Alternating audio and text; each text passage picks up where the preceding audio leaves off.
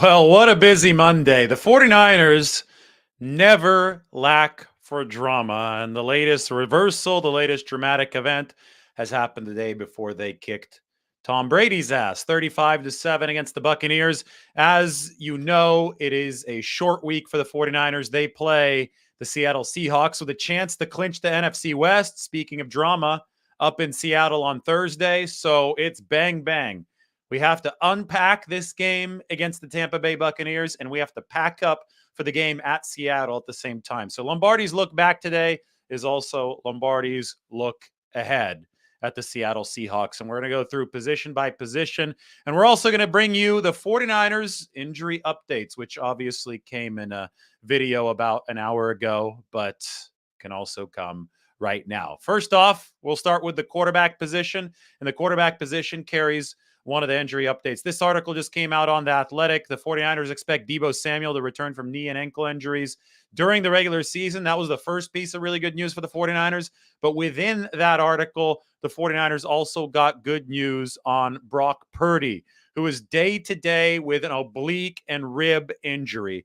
Kyle Shanahan on the conference call this morning seemed a little bit worried about Purdy's potential availability for the game on Thursday against the Seahawks. At the time, Purdy was undergoing an MRI at Stanford Hospital, but it turns out that the MRI results came back favorably for the 49ers.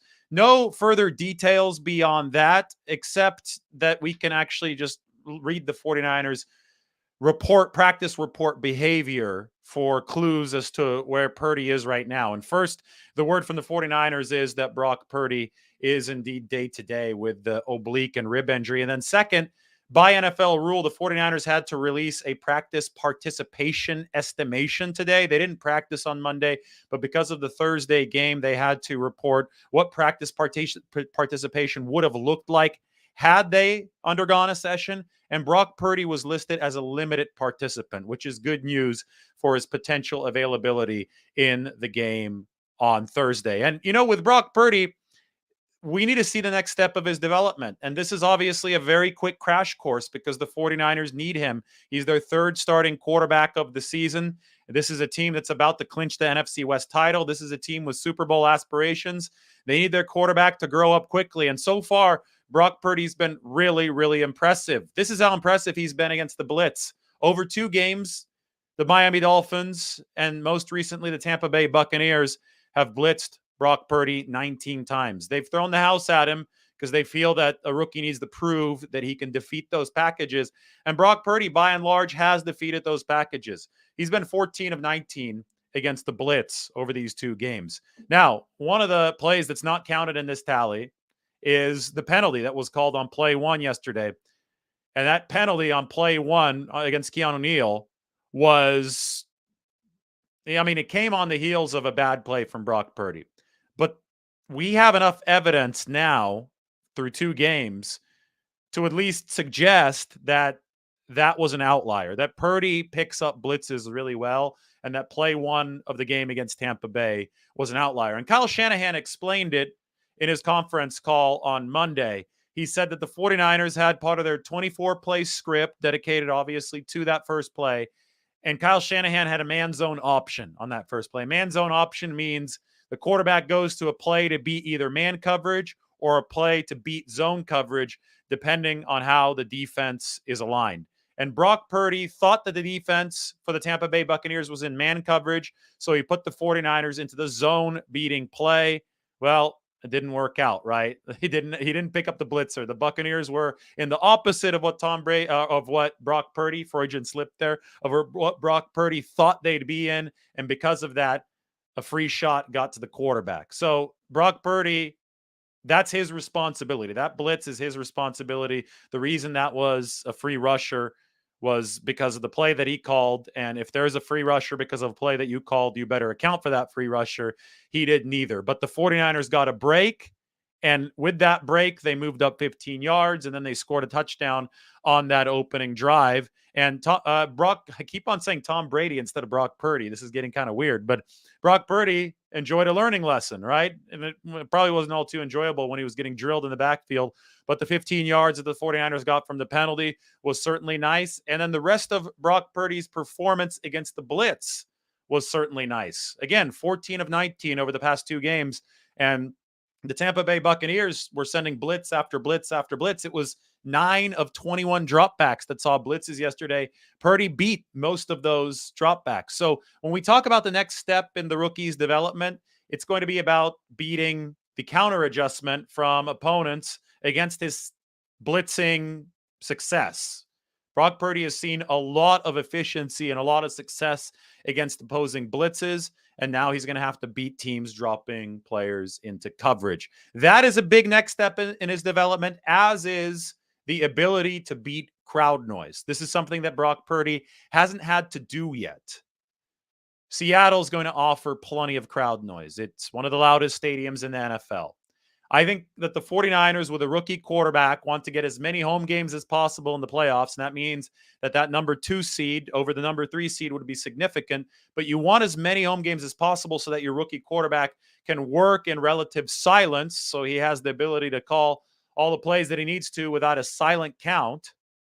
And at the same time, if you're the 49ers, you get your defense, which is the top defense in the league, to operate with the benefit of noise. But for the time being, the 49ers still can't control what seed they'll be in the playoffs. It's going to take some help from the teams that are playing Minnesota over the final 4 games. So for the time being, you can get Brock Purdy as ready as he possibly can be to play in a noisy environment. And for that, Thursday's game at Seattle offers a good learning experience. If Brock Purdy isn't able to play, but it seems more likely now that he will be able to play since it doesn't seem like the MRI results were catastrophic. But if he isn't able to play, he will have foregone a very valuable learning experience against the Seattle Seahawks in, what is it called now? Lumen Field. It used to be CenturyLink. Before that, it was Quest Field. But either way, the 49ers would like Purdy out there so he could learn on the job, because then after that, they return home for a game against Washington before heading to Las Vegas for a game against the Raiders, where I'm guessing it will be loud, but I'm also guessing there's going to be a lot of 49ers fans in Vegas. So that's going to be really interesting.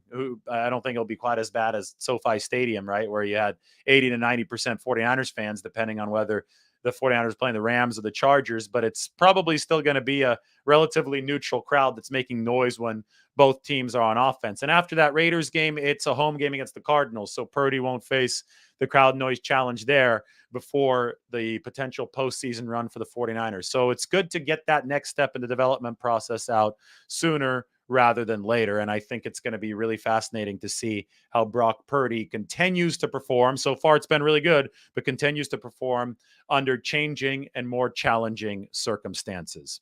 All right, let's move on to the running back room. Jordan Mason. We all know about Christian McCaffrey yesterday.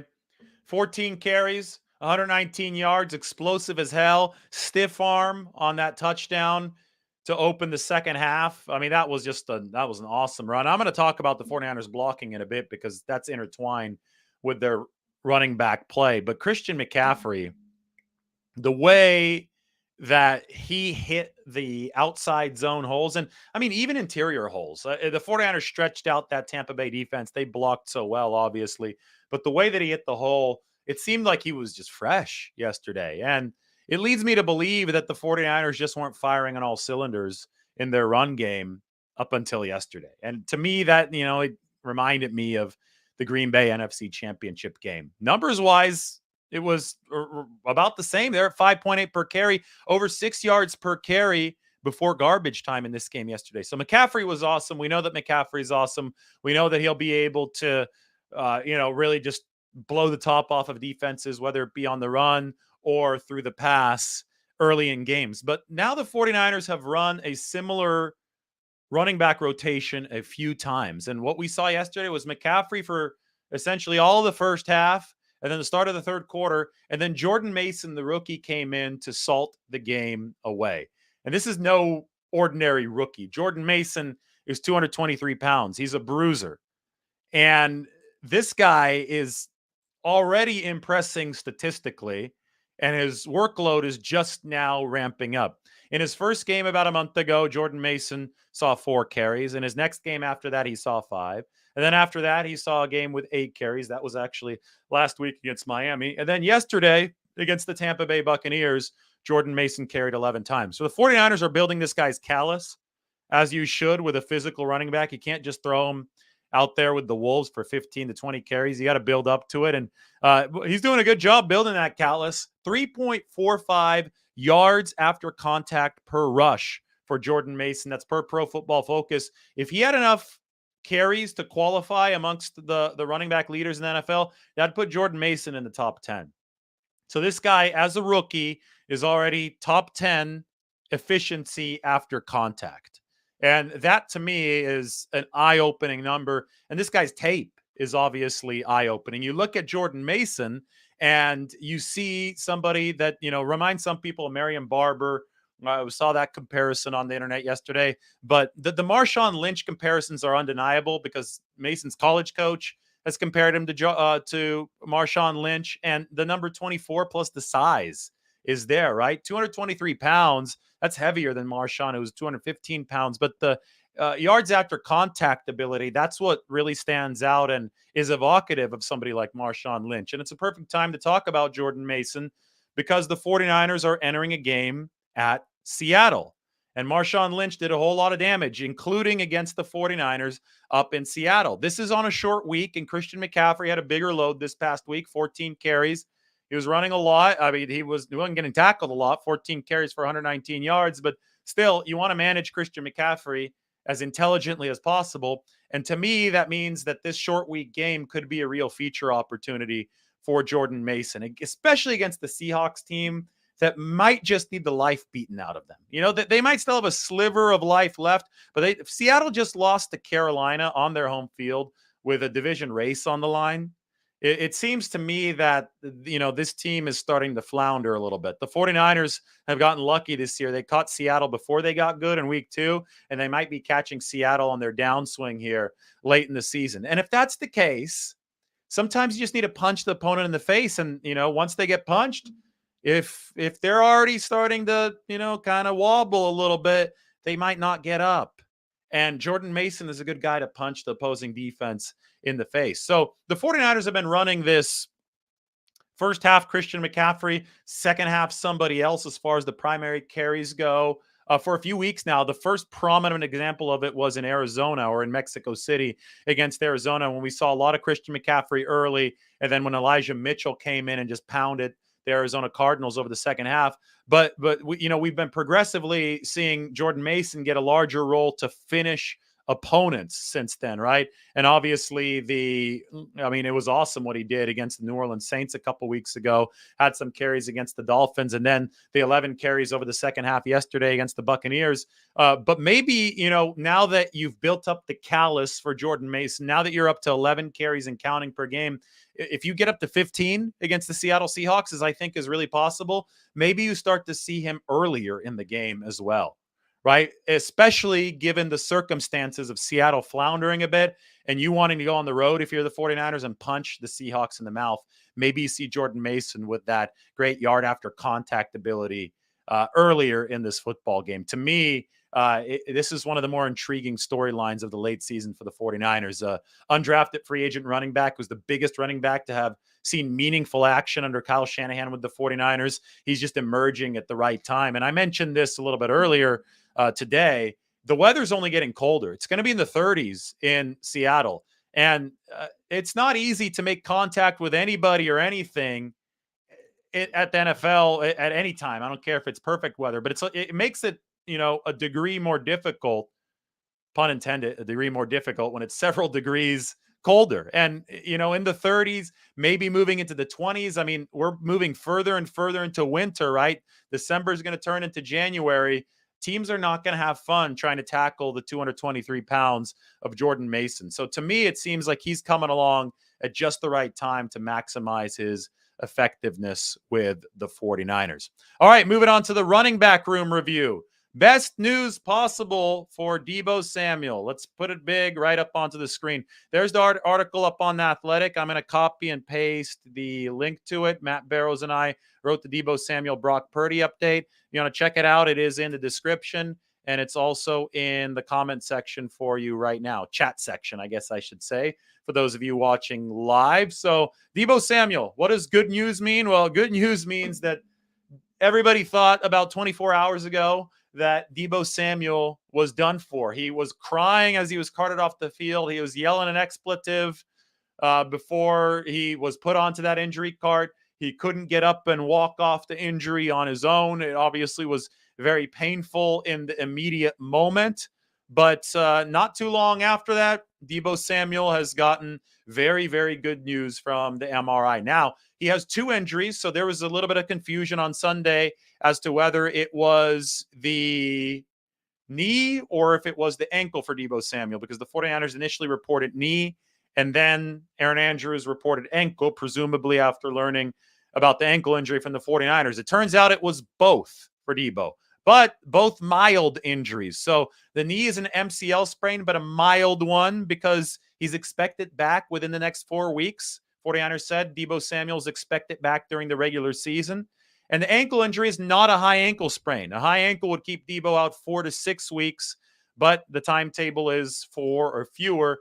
And the 49ers have classified it as a standard ankle sprain. So a low ankle sprain for Deebo Samuel. So huge news. That is the best news possible on Deebo, especially considering what many feared was possible yesterday when he was carted off of the field. So the 49ers are built to sustain an injury like this, to overcome it, especially if it's a shorter term injury. Christian McCaffrey and Deebo Samuel, Kyle Shanahan has been working to make these two players essentially interchangeable within the scheme of the offense. Christian McCaffrey can line up out wide. Christian McCaffrey was lined up out wide yesterday when he caught the longer touchdown pass from Brock Purdy. He just sprinted, beat the defense.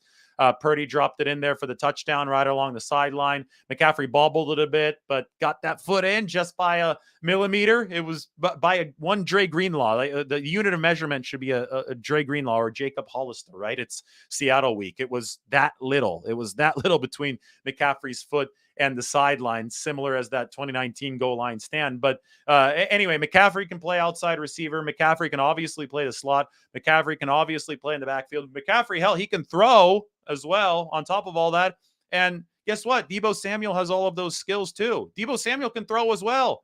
Maybe not as well as McCaffrey, but Deebo Samuel threw a touchdown pass to Juwan Jennings to tie the game against the Rams last year in week 17. He could line up in the backfield. He could line up out wide. He could run a deep route. He can run a short route. He can take a screen pass. He can bruise a defense. He can juke a defense. I mean, we saw a Reggie Bush move from Deebo Samuel against the Seattle Seahawks back in week 2. Maybe I should bring back the all 22 of that play. My point is that if you have two of these guys who can do everything, well, then you can overcome the loss of one of them much easier. So while Deebo is out, he was out for the game against the Rams down at SoFi, Christian McCaffrey can take over. And Christian McCaffrey certainly took over that game against the Rams at SoFi. That's what they're going to count on Christian to do on Thursday at Seattle, because it's almost certain that Deebo Samuel will not be playing in this game. He's going to be out for a few weeks. So despite the good news, the 49ers have to find a way to fill in for him. But I think that they have the tools to do it. Now, in terms of Deebo and the injury, I've seen some terrible takes on the internet over the course of the past 24 hours. Everybody, maybe people are just upset and emotional, reactionary, or there's a little bit of that. Plus, everybody just wants their clicks. But all these people getting on all caps immediately after the injury and blaming Kyle Shanahan without even knowing what the play call was absolutely ridiculous. Oh, why is Kyle Shanahan running up the middle with Deebo Samuel? Well, first of all, Kyle Shanahan wasn't running up the middle with Deebo Samuel. Deebo decided to cut inside because he saw an opening. It obviously didn't work out, but the play was designed to go further out wide. But two, if you're complaining about Deebo Samuel running the football, you're complaining about the 49ers running for over 200 yards and dominating the Buccaneers yesterday. The 49ers run game under Kyle Shanahan is a complex beast that relies on generating confusion within the opposing defense, and it builds that confusion through its positionless skill position versatility. If Christian McCaffrey can take a handoff at any time, and if he can catch a pass off a pass pattern at any time, and if Deebo Samuel can do all of those things at any time as well, the defense doesn't know what's coming. Right? So Deebo has to get some handoffs. Christian has to get some handoffs. Deebo has to catch some passes. Christian has to catch some passes. That's just the way that this offense works, and why, when it's fully realized to the max of its potential, it is so productive.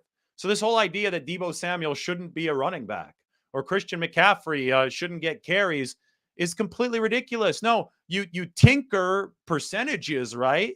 Maybe Christian McCaffrey is in the slot 40% of the time and in the backfield 60% of the time or whatever. Or Deebo Samuel is in, out wide a little bit more often than he's in the backfield. However you want to cut it up, of course, you're going to tinker with those percentages, but you have to have the threat of all of the, these possible things from these multifaceted guys to realize the offensive efficiency that the 49ers have realized. So it's so simplistic to just blame a play call that is a staple of a successful offense on somebody's injury in a sport where people are going to get hurt no matter what.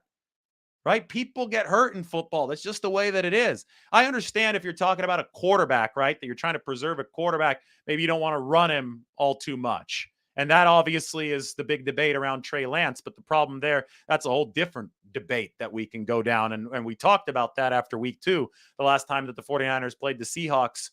The whole QB thing, well, with Trey Lance, it was Kyle Shanahan is trying to develop Trey Lance as a passer. If he's not fully comfortable with him as a passer, he's going to run him more. That's a catch-22 because you expose Trey Lance to more injuries. But this Deebo Samuel thing has nothing to do with that.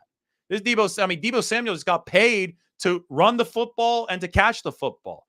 Christian McCaffrey is being paid to run the football and to catch the football. And within the context of Kyle Shanahan's offense, I'm sorry, you have to do both. Otherwise, the offense loses its efficiency and the 49ers lose what's made them the best team in the league over the past 6 weeks. So the best way to combat injuries in the NFL, and especially within the context of Kyle Shanahan's scheme, is to layer your roster with talent and layer it with interchangeable talent so that guys like Deebo Samuel and Christian McCaffrey can replace each other when the other one is hurt. Make it as deep as possible so that you're as insulated as possible to inevitable injuries on the football field. Way too many people treat this as a video game nowadays, and they think that they're sitting there on their PS5 playing Madden, and they could just go to the settings and turn off the injuries, and it will be fine. And they think that Kyle Shanahan could do the same thing. Shanahan can't just turn off the injuries. Sorry, so stop blaming him when football players get hurt, and instead look at how the 49ers are treating this and the inevitable injury rush, right? They're a physical football team trying to do a bunch of different things. Look at how they're attacking this on the big picture. And on the big picture, they have layered their roster with depth, and that depth has allowed them to continue plowing forward despite these injuries. All right, for the full Deebo Samuel, Brock Purdy report, check out the article up on your screen. Again, those of you just joining, Brock Purdy is day-to-day with an oblique and rib injury. He faces the next step in his development, which is throwing against defenses, dropping in coverage. That's something I talked about in the QB section. Purdy, 14-19 against the blitz, and he's got Jordan Mason at his disposal now. Mason, top 10 yards after contact per rush so far this year, while the 49ers got good news from another yards after contact guy, Deebo Samuel, who's expected to return during this regular season. All right, we're going to move on to more stuff about receivers. The Brandon Ayuk double move on the big touchdown pass from Brock Purdy to Ayuk. Oh, by the way, those of you wondering where Brock Purdy got hurt, Kyle Shanahan said he got hurt on the play that was holding on Trent Williams. 3rd down, Purdy ran, dove for the 1st down, but it got called back there near the sideline.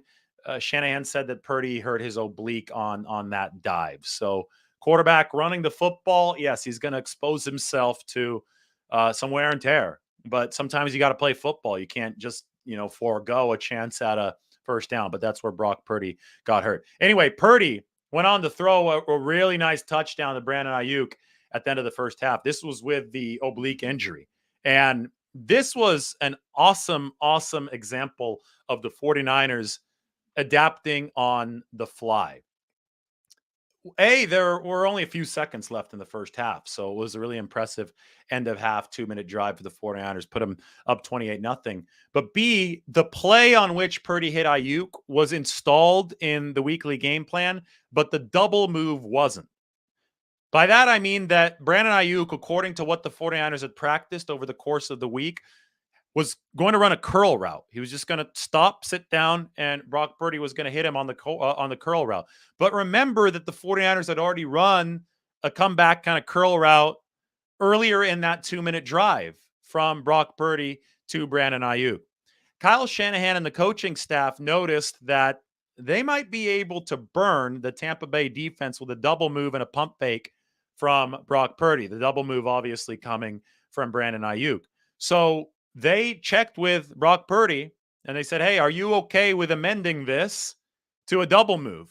Because they figured Brandon Ayuk would be okay with it. Receivers always love double moves because it's a chance for them to score a touchdown and run deep. And Brock Purdy, the rookie, we know so much about him already, right? This great story, 7th-round pick. They're chanting his name at Levi's Stadium. The rookie said, of course, coach, I'm ready to adapt this play call on the fly. Let's run the double move. We haven't practiced it yet, but the defense is vulnerable. Let's go. And Brock Purdy ran the play exactly the way the 49ers needed him to run the play. Pump fake, Kittle was coming underneath. I think that there was some biting action from Tampa Bay's defense on George Kittle running that crosser, and Brandon Ayuk, beautiful move, knocks the cornerback essentially out of his pants and is wide open downfield. You have to give a whole lot of credit to Brock Purdy, though, for hanging in there. Double move means you got to hang in there a little bit longer, and he took a vicious hit. That's one that he looked like he was in pain during, right? They had the slow-mo of Purdy grimacing as he fell to the ground. Should have been a personal foul there as well, but beautiful throw. And Purdy had both the wherewithal to be able to, take the midstream change without practicing it.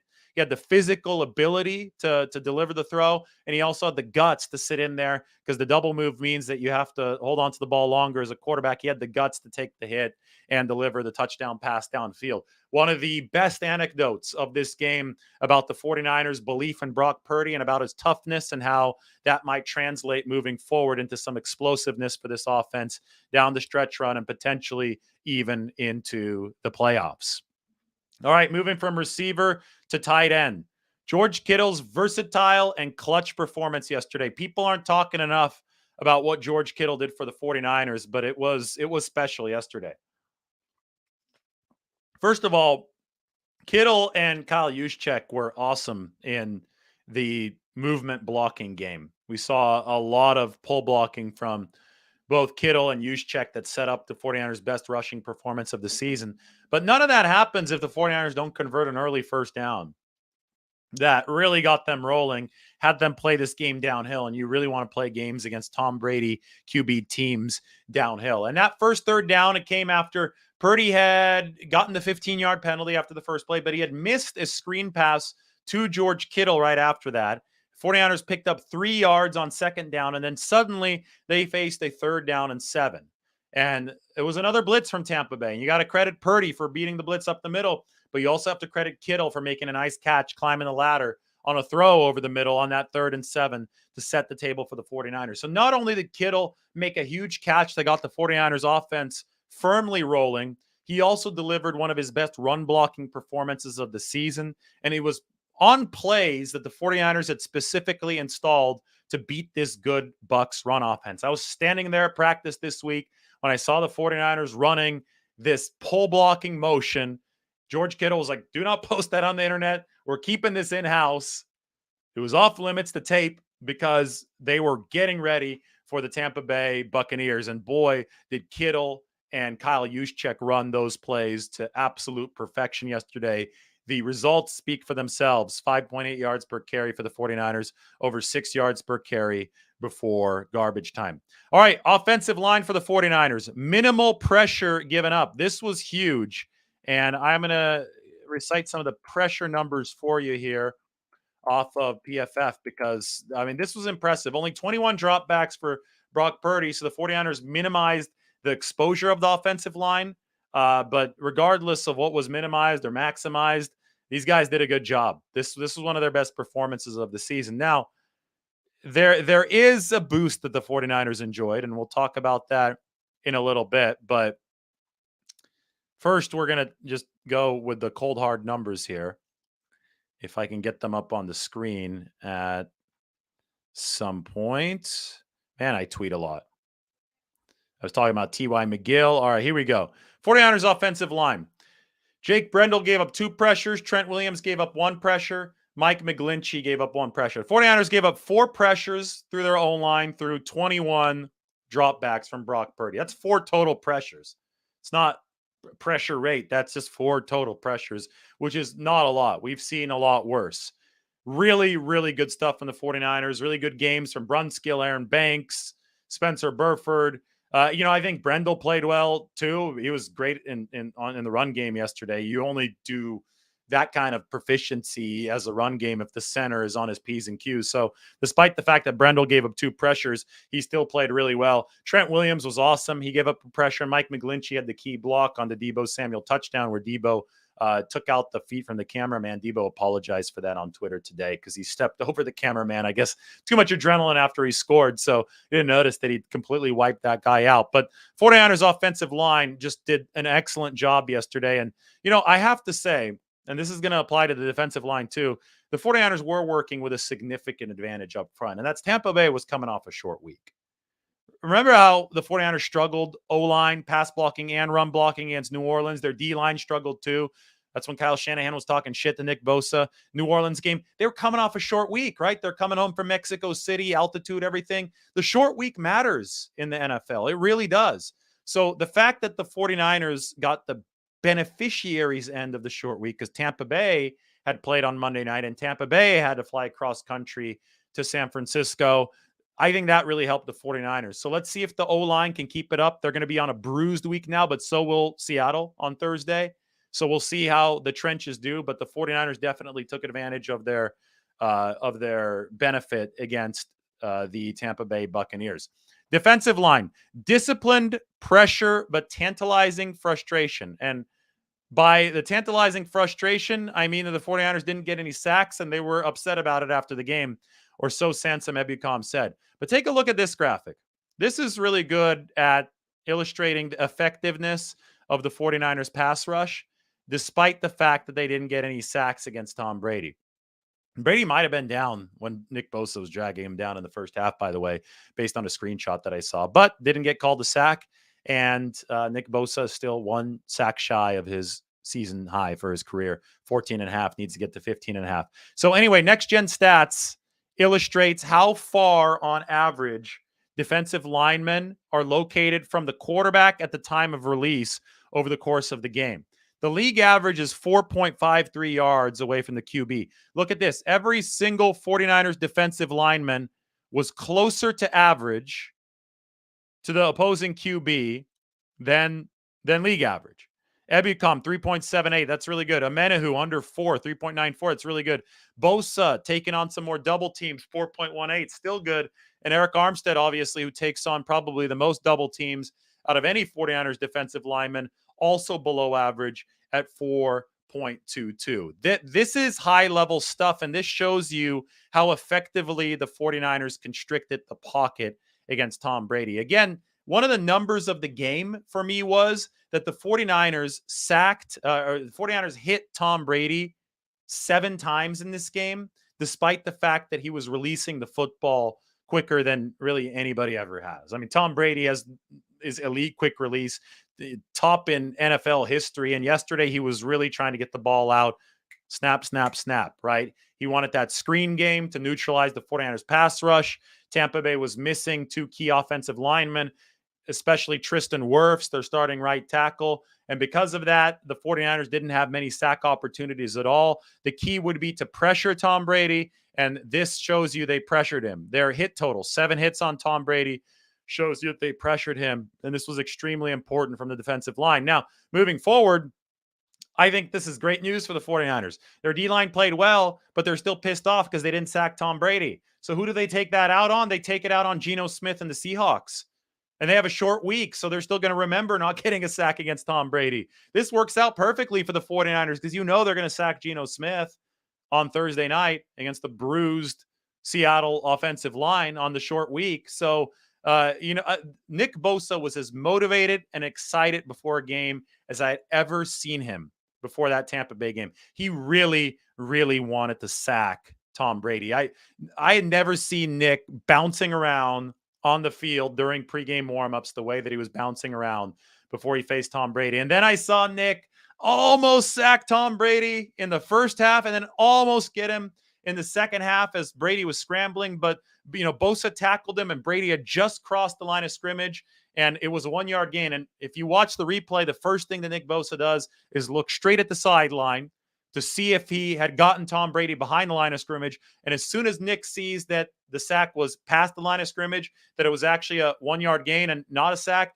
the look on Nick Bosa's face was priceless. He was so exasperated. And to me, I think that exasperation is going to lead to fuel for this game against the Seattle Seahawks, who have always struggled to block Nick Bosa. So to me, this is going to be, there's going to be a little bit of pent-up anger here from Nick Bosa and company. Eric Armstead told me the 49ers were super frustrated. I mean, Ebicom, Armstead, Bosa, all these guys obviously frustrated by the inability to sack Tom Brady, but they still played really well. They can correct that on Thursday against the Seattle Seahawks, and it's going to be really fun to see if that is indeed the case, because there's some personality behind that 49ers pass rush. Now, the 49ers defensive line is in a little bit of a tough injury situation, and maybe this is where we open up our depth chart. Take a look at where the 49ers are, especially given the MRI Monday news. MRI Monday is over. Aren't you guys happy? MRI Monday, not really the most fun experience, I'm sure, for those of you following the 49ers. Definitely not the most fun experience for those of us covering the team. But let's see where the 49ers are here along the defensive line, because this is the area in question. I'm highlighting it in blue. You can see that there are pink shades throughout the unit. Kevin Givens, MCL sprain. He's going to be out a few weeks, according to the 49ers. Hassan Ridgeway has the pectoral strain. They're thinking 6 to 8 weeks, and that was from last week, so probably 5 to 7 more weeks. Ridgeway wouldn't be available until about midway through the playoffs based on the initial timetable. And Kerry Hyder Jr., good news for him is that he would have been limited in practice today, according to the 49ers practice estimation report. So it looks like Kerry Hyder is going to be back. We'll probably be able to unshade the pink soon. But still, the 49ers are in a position where they're going to need some help to pick up the slack along the interior. They signed the team signed a reserve defensive tackle today to the practice squad, and I'm going to go ahead and put him on the depth chart right now, because they moved Dante Johnson, who tore his ACL, to injured reserve, and that actually opened up a practice squad spot for the 49ers, and that's going to potentially help this team absorb the injury crunch that they are suffering at that defensive tackle position. And another player that can help the 49ers with their injury crunch is Javon Kinlaw. Javon Kinlaw is right here, IR. 49ers hoping to get Javon Kinlaw off of injured reserve at some point before this campaign is over. When you look at Kinlaw's potential prognosis for this season, he's dealing with the fluid buildup in his knee, and that fluid buildup means that the 49ers have to pick probably a very specific window for a potential Javon Kinlaw return. Because I don't think that fluid buildup is going to stop, and I think it's only going to get worse based on what I'm hearing whenever Javon Kinlaw is playing at 100% on a football field. So if there is a finite amount of time that Javon Kinlaw can play for this team this year before he can go through an entire offseason of rehabilitation, you're going to want to probably make that the playoffs, right? So if you open his practice window next week, then you have 3 weeks to determine whether or not you actually bring him off of IR, and that times up and coincides directly with the start of the NFL playoffs in 2023 in January. So don't expect Kinlaw to be an immediate return for the 49ers. Expect Kinlaw to, come down the pipe a little bit later. And if that ends up being the case, the 49ers will need help in the interim along the interior defensive line. And the interim means that Kevin Givens needs to be replaced, and Hassan Ridgeway needs to be replaced. T.Y. McGill is a player that can potentially help pick up some of that slack. T.Y. McGill saw 34 snaps against the Tampa Bay Buccaneers and delivered 2 pressures. He has seen an increasing workload, and he's impressed the 49ers. And maybe you bring up Akeem Spence from the practice squad. But, I think that Kerry Hyder obviously returning is essentially mandatory for the 49ers.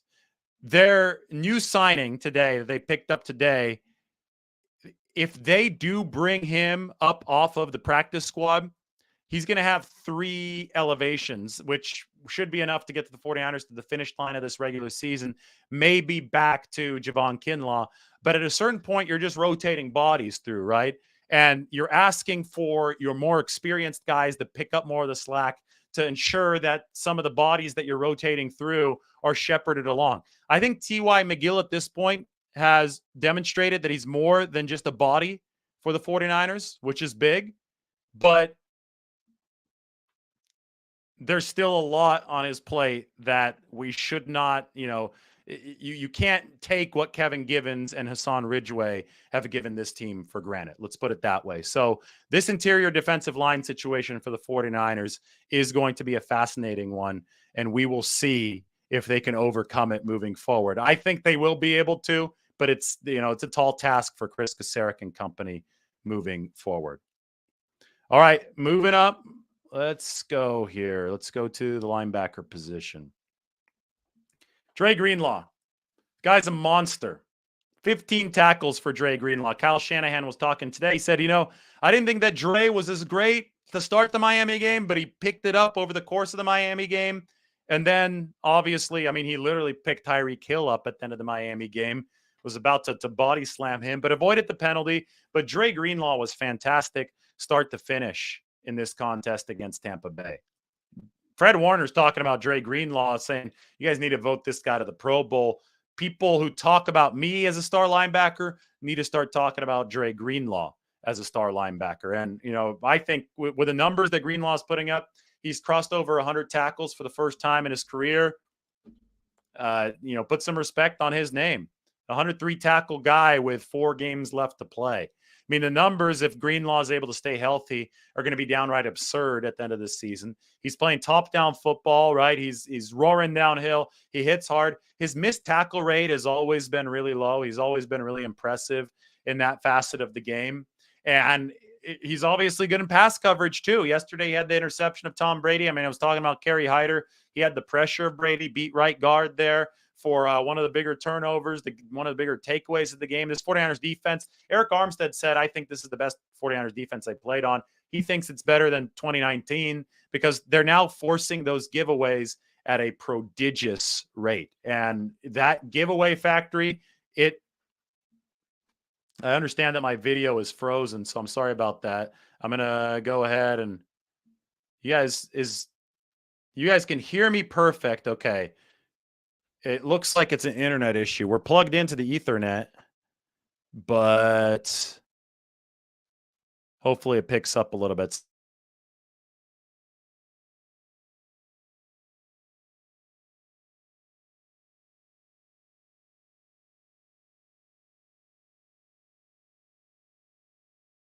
Crapped out. Unless you could see me now. Mike, let me know, is the roster on the screen right now taking up the full screen? I just got the note. Give me a second, and then we'll keep on talking. Go from linebacker to DB and all that good stuff. Okay, you could see the Excel perfect, but you can't see the camera. All right, well, we'll just do a roster breakdown show from here on out. And yeah, I think we're back to full speed internet now. Maybe now you guys can see me. Am I good? Am I good? Give me a thumbs up. There we go. Yeah, it's good. Way too many people might be getting home or something and getting on the internet because I'm hardwired in. It's normally really fast, but didn't work that time. All right, sweet. I'm glad we got through that hiccup. Thanks, guys. Thanks for being patient with me. We lost like 100 viewers. I was like, why is it going down? Am I saying something controversial about the defensive line? Or people just saying, screw this guy, we're going to turn off the show, and it was because the internet was down. So all good now. We're back. We're talking about the 49ers linebackers. Dre Greenlaw, absolute monster. 15 tackles in an NFL game, 15 effective tackles. I think he had like 5 or 6 run stops in this game, which is really, really impressive. That's a tackle at or in front of the line to gain, the efficient line to gain, which is determined, by the analytics. These are not just garbage tackles coming from Dre Greenlaw. He's doing really, really impressive stuff. He's, delivering at a level that Fred Warner, who I think is a good authority on the topic, thinks should garner Pro Bowl consideration. And Azeez Al-Shire, the picture of him choke holding Tom Brady came out. 49ers have some mean linebackers. And when Tom Brady was complimenting the 49ers defense after the game, he was saying, they have a good defense, they have a good scheme, but they have great linebackers. And that means something. And it was Brady that was sitting there signing autographs for Fred Warner and Dre Greenlaw, probably only Dre Greenlaw. Fred said that he didn't deserve an autograph since he didn't get an interception in this game, but I think Fred deserves autographs too. This guy's top shelf, but takes away the whole middle of the field in pass offense. It took a perfect Brady throw to Godwin at the end of the first half there for that big gain for Tampa Bay. Warner again was covering a receiver step by step. When it takes a perfect throw from a QB to a wide receiver to beat a linebacker in coverage, when it takes like Tom Brady's best effort just to beat a linebacker in coverage, you have damn good linebackers. And most quarterbacks don't beat Fred Warner in coverage. Most quarterbacks don't even try, or at least they try way less. You saw Tua Tagovailoa. He's thrown to the middle of the field all season more than any other quarterback in the NFL. He just gave up on it against the 49ers. It was sensational to watch. Fred Warner just taking away the middle of the field. That lunging tip, that was one of the most impressive plays you'll ever see. The type of range that the 49ers have in coverage at linebacker is crazy. And Dre Greenlaw adding to the resume yesterday with 15 tackles just goes to show you that, this unit's coordinator, D'Amico Ryans, is a former all-pro linebacker. I almost want to say the linebacker is the heartbeat of this 49ers defense. I get it. The defensive line, I'm not taking anything away from these guys. Maybe we can reach a compromise and say that the front 7 is the heartbeat. Secondary is good this year too, but you can't tell the story of the 49ers defense without talking about how dominant these linebackers are. And Fred Warner even adds to the pass rush with how often he blitzes, right? So, when you stand on the field at practice or when you stand on the field during pregame warm-ups at Levi's and the music is bumping and that defensive line is warming up right in front of the goalpost and Chris Kasarik is barking and Daryl Tapp, his assistant, is barking, you get chills because, these guys, they're just such speed and power. You could feel that a lot of the 49ers energy is derived from the defensive line. That's part of how they've built this roster is D-line first. But Dre Greenlaw and Fred Warner and Azeez Al-Shire are playing at such a high level that we can't honestly talk about the prowess of this 49ers defense and their number one status without discussing the linebackers in depth. So I think that the heartbeat of this 49ers defense, we need to make sure that we talk about it as the front 7 and not just the defensive line. And Tom Brady, I think, even emphasized that yesterday when he said, those are some really, really great linebackers. And he signed the football for Dre Greenlaw. All right, moving on to the defensive backfield. Has the 49ers safety play stabilized? That should be a question mark. Added it in. There you go. Because, first few games, we were all talking about Talanoa Hufanga and Tashawn Gibson as, top 5 safeties. They were performing that way for the first few games. And it was surprising because Hufanga is a first-year starter, and there were some reservations about his coverage ability entering this year. Everybody knew that he was going to be a missile, Troy Polamalu-like tackling people in open field and trying to come into that backfield through some recognition plays. That was all expected, I think, in a way. But people were afraid of the potential coverage downside. And then Tashawn Gibson was 32 years old, right? Jimmy Ward was hurt at the start of the year. Now Jimmy's playing at slot corner. I'll talk about him in a little bit. But the safety duo scared people entering week 1 because of Talanoa Hufanga's coverage liabilities and because of the fact that Tashawn Gibson is, not in his prime anymore. Tashawn Gibson is 32 years old. And they just got off to such a good start that people are like, whoa, safety, look at this. We were scared about this position. These guys are balling out. But over the past few weeks, entering this game against Tampa Bay, there had been a regression to the mean there. Talanoa Hufanga was missing a lot of tackles. Deshaun Gibson, his age was showing a little bit, took a bad angle on that first touchdown to Trent Sherfield against Miami. I mean, it was a little frustrating for the 49ers. In fact, after the game against Miami, I said, safety is probably the weakness of this defense. They're not bad, but they're not as good as the linebackers. They're not as good as the D-line. They're not as good as Charvarius Ward and Deommodore Lenoir at the cornerback positions. Safety, these two guys had a really big game against Tampa Bay. Hufanga, I think, blew the coverage on Mike Evans on the nullified touchdown, but it was a nullified touchdown because of a holding call on Donovan Smith. And I think that hold actually prevented a stack. Jordan Willis certainly thought so. 75 for the 49ers coming off the edge. But outside of that, the 49ers safeties didn't have any busts. Deshaun Gibson played eraser, got the interception, number 29 on his career. That's a lot of interceptions in an NFL career. 29 for Deshaun Gibson. Has Brady in his book now for the first time. He really wanted to get Brady in his book, and now he has it. And Talanoa Hufanga, the way that he just drilled Chris Godwin on that slant in the second half that initially drew a flag, but the officials picked it up because it was a clean hit. I mean, that was an enforcer type of hit. That was big boy football right there. So I think that it's been a year of growing pains for a safety position that had question marks, especially after Jimmy Ward had to move to nickel cornerback. And I think that the 49ers started off hot, went through a lot of the worst growing pains, and now are coming out through them because they really impressed me down the stretch against Miami after some of those gaffes early in the game. And they really, really impressed me against Tampa Bay. So big stuff from the 49ers safeties. And speaking of a safety who's playing out of position right now, Jimmy Ward, it's a good thing that people in the 49ers building didn't listen to Twitter and take their advice because everybody didn't want Jimmy Ward at slot cornerback, even though that's where the 49ers need him the most. Jimmy Ward was lights out at slot cornerback yesterday. Gave up 3.3 yards per target. We know Tom Brady loves to work to the slot, right? Brady, Wes Welker, Brady, Julian Edelman. I mean, Brady loves the slot. And he was going after Jimmy Ward in the slot yesterday.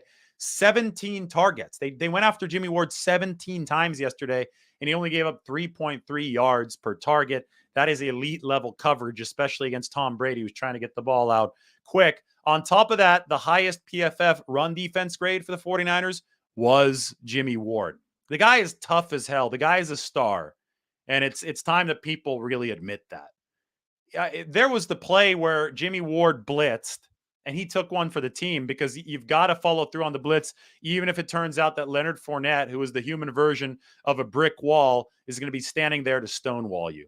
And Jimmy Ward got the wind seriously knocked out of him when he ran full speed into Leonard Fournette, he's the truck of a human being. Ward's willingness to throw his body into that kind of fray, even though he's cornerback size, essentially, like, he's quick and small enough to be a corner, but he's ballsy enough to be running into Leonard Fournette full speed. The combination of those two is special. That's probably why Jimmy Ward has had some injury history throughout his careers, because he plays with the aggressiveness of a Leonard Fournette, but the speed and the quickness of a corner. But that dual-edged sword, right? The positive end of the dual-edged sword is that Jimmy Ward is a Pro Bowl caliber player. And what he has done since acclimating to the cornerback position, the slot corner position, has been truly fantastic. And, facing Brady as the slot cornerback, facing Tom Brady is like the final boss of a video game. Even at age 45, Tom Brady mercilessly tries to pick on slot cornerbacks, especially when the pass rush of the other team is overwhelming. And Jimmy Ward wasn't having it yesterday. Massive, massive game for him. Charvarius Ward, one thing he never has, the other Ward squared, Charvarius Ward never allows anybody to escape his grasp. He still has 0 missed tackles all season. So shout out to that. Deommodore Lenoir, got kicked at the end of the game. It was painful. That's all I'll say, but no long-term damage for Deommodore Lenoir. He's playing really well. for the 49ers. They say you're only as good as your weakest corner, but Diamante Lenore making progress every week. Now, the 49ers did lose Dante Johnson to a season-ending ACL tear. So what does that mean for the larger picture of their cornerback room? Well, I'll scroll down to it. Here's the cornerback room. Ward, Lenore, Ward. Then the safeties, Hufanga and Gibson, are still available, but Ambry Thomas is dealing with a knee issue. He would have been limited in practice today. Samuel Womack is going to be out with a concussion, and Tavarius Moore, the backup safety, also emergency corner, is out with a knee issue. That leaves, with the Dante Johnson injury, moving him to IR. There are now 3 49ers corners on IR, Jason Verrett, Mosley, and Dante Johnson. That leaves the 49ers in a situation where Janoris Jenkins might be getting the next call up off the practice squad to fill in at cornerback. And Janoris Jenkins has some pedigree, 34-year-old. I am being informed right now that Monday Night Football has started, and Kyler Murray is out with a non-contact injury. It looked like his knee. Ouch. Not good. So best wishes to Kyler Murray. Always hate to see that happen. I'm going to go start watching that football game here. I wanted to finish the show before then, but our internet issues stalled us a little bit. So bad news for Kyler Murray, and obviously bad news for Dante Johnson as we talk about the 49ers DBs with that ACL tear. And finally, special teams is going to be key in Seattle. George Odom had 5 special team stops, but we know the Seahawks, they've terrorized the 49ers with special teams. They won 2 games of the 49ers thanks to special teams last year. Good thing the 49ers now have Seattle's special teams coordinator, former special teams coordinator, Brian Schneider, and good thing that the 49ers are now ranked top 5 in special teams over the past 6 weeks, because Seattle's ranked number 2.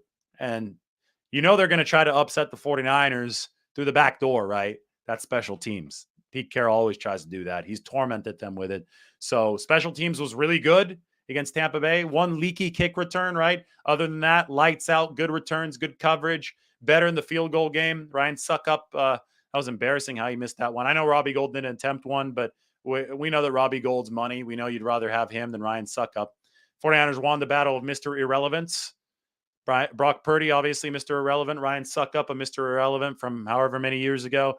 That might have been a determining factor in this football game. Anyway, this has been Lombardi's Look Back and Ahead. Hopefully you enjoyed the hour-long look at every single position group on the 49ers roster. Off to watch some Monday Night Football. Like the video, sub to the channel, and obviously, as always, subscribe to The Athletic. The link to the article is in the description. Everybody take care. We will talk to you soon.